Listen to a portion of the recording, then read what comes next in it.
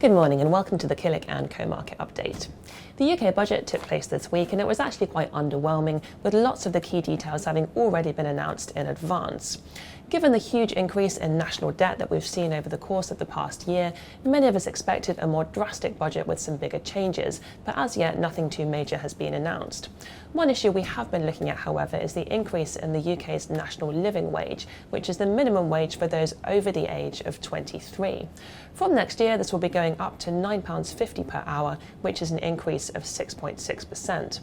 While this may be good news for some employees, we'll have to see how much difference it makes in practice, because firms have already been putting up wages because they've been struggling so much to attract employees in recent months. Here's a chart going all the way back to the year 2000 that shows average weekly earnings in the UK, and as you can see, there's already been quite a spike over the last couple of months. When setting the minimum wage level, the Chancellor will have to bear in mind two very important things. The first is to avoid an upwards inflationary spiral. If wages go up, firms will have to put up prices to cover the cost of those higher wages, and that will lead to further inflation. That could then lead to employees demanding even higher wages to cover that higher cost of living. So if wages go up too quickly, you can end up with an upwards inflationary spiral. The other issue is increased automation. If wages go up too quickly, then firms will be incentivized to invest in automation so they don't have to employ as many people. So actually, an unintended consequence of higher minimum wages could be higher levels of unemployment. Over the last couple of years, we have seen a big increase in automation, and firms offering automation products and services have performed very well, and it's also been a very popular area to invest in.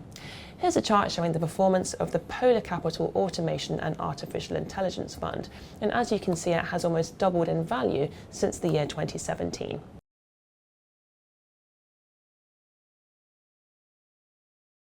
Amazon shares dropped 4% yesterday after publishing results that came in slightly below expectations. Amazon is one of the biggest companies in the world, and it's also the biggest employer in the US. And the issues that Amazon seems to be experiencing seem to be quite representative of the issues that companies all around the world are facing at the moment. Here's a quote that we've taken from Amazon's results. The company said, "In the fourth quarter, we expect to incur several $1 billion of additional costs in our consumer business as we manage through labor supply shortages, increased wage costs, global supply chain issues, and increased freight and shipping costs." These issues have been ongoing for Amazon for quite some time and are probably the reason why the share price has been flatlining over the last year.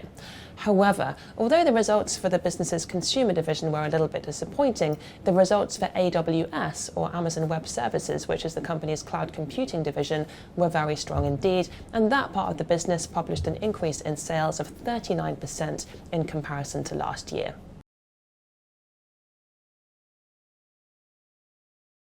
And finally, David Bowie's estate has been in talks to sell his music writing catalogue for $200 million.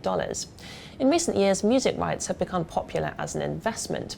Investment trusts such as the Hypnosis Songs Fund have been buying music rights and then paying out the royalties to investors as income. And you can see the performance of the Hypnosis Songs Fund here. So please do give us a call if you'd like to hear more about this type of investment. Moving on to have a look at next week, we've got an interesting mix of companies reporting, and we're looking ahead to BP, Estee Lauder and Airbnb. That's it from us. Enjoy the weekend, and we'll see you next Friday.